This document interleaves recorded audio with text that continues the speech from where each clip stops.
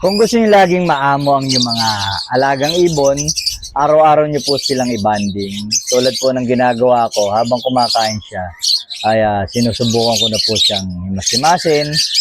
Yan, para maging pamilyar po siya sa paghawak ko sa kanya.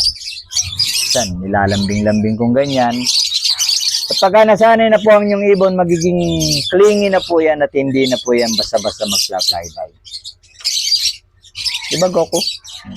Kasi Goku, yung pinapansin kain lang ng kain. Ayan.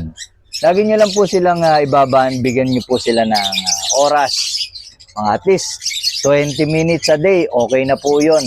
Para hindi po sila matakot sa inyo at kahit na nilalambing nyo sila na ganyan.